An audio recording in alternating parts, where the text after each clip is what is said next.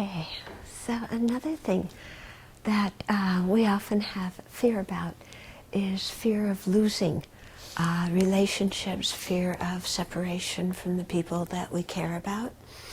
And this is a real big one, okay? You'll see, in society in general, a major object of attachment is people and relationships.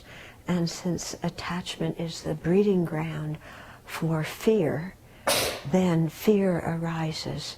Because when we're attached and we're clinging, then we're afraid of being separated from what we cherish.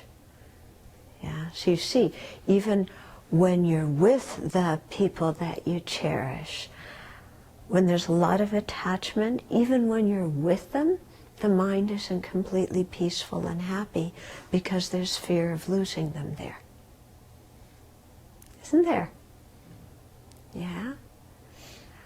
Is that fear pleasant or unpleasant?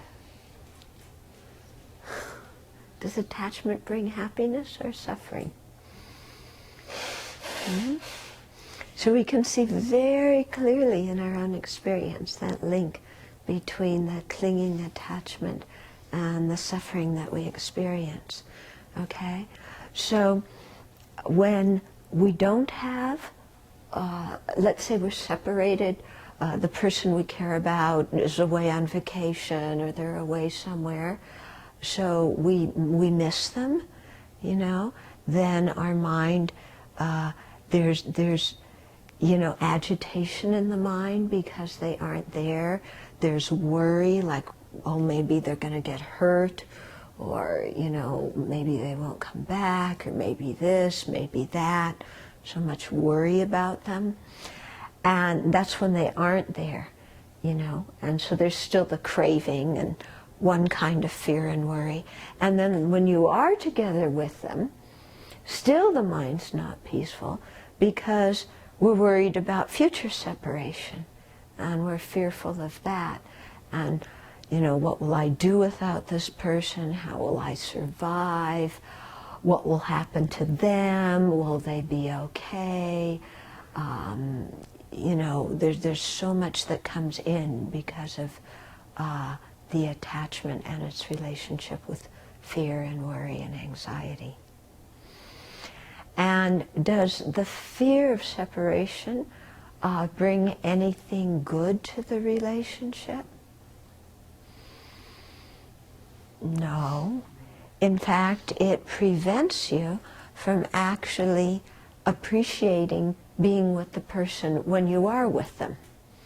Because the mind is so busy worrying about what it's going to be like when you separate from them, or worry when you're going to die or they're going to die and you're going to separate from them. So the mind is so caught up in the worries that actually being with the person when they're there, you can't do it because the mind's in its own, writing its own script for the next story. Okay? So, I think some really good counteractive measures to this, first of all, is realizing the faults and the disadvantages of attachment because it brings fear, and reducing our attachment.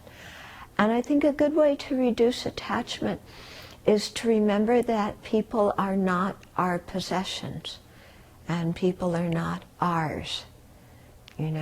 We say my friends, my family, my relatives, my brother, my sister, my mother, my father, my kids, my kitties, my dog, my this, my that, okay? And there's a very strong feeling of my there, But are they mine? What about them is mine? I remember, I don't know how many decades ago, reading some Kahlil Gibran poetry.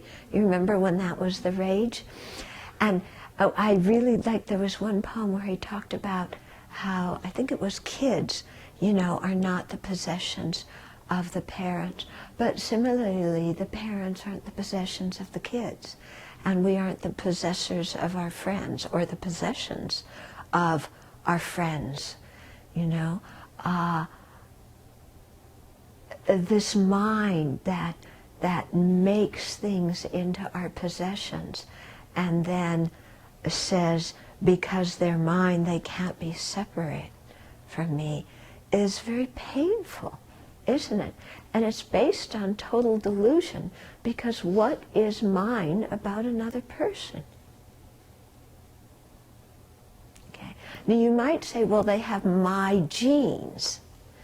Okay. But if you look at your own body, you have those genes. What is yours about those genes? Yeah, is there anything yours about your genes? No, they came from your parents. Yeah, so even we say my body, we should be saying our parents' body, because the genes came from them. Or our grandparents' body, or our great-great-grandparents' body. That's what this thing is. It has nothing to do with my and mine, because it all came from them. Yeah. So just because there's genetic relationships, so what? Really? You know? Because if you're going to say, but it's my genes, then you are your genes? Then your body is you? Yeah? If your body's you, then when the body ceases, you go totally out of existence and there's no future rebirth. Do you think that? Yeah? So, you know, we have to, when we use my in reference to other people, we have to really check it, you know, because there's so easily, we reify the my, and we make it quite solid, and there's nothing mine about another person. There's nothing mine about our own body and mind. So what's there to think that another person's body and mind is ours to possess and to control? Mm-mm. And then it's also helpful to remember that whatever comes together must separate, you know? And this is just nature. This is just the way things are. Yeah. So whenever we're together with somebody, doesn't matter how much we care about them, we have to separate from them at some point or another. Yeah. We even have to separate from this body, so let alone from somebody else. So thinking that there's either some real person in them to possess, some real mine inside of them that makes them my possession, or some real me that can control, all of that is just ignorant delusion. And you can see how those kind of views bring a lot of suffering. Okay? And a lot of fear. So, you know, sit with that in your meditation. You know, bring up somebody that you're very attached to, that you're afraid of losing, and ask, what is mine about that person? What is mine about that person?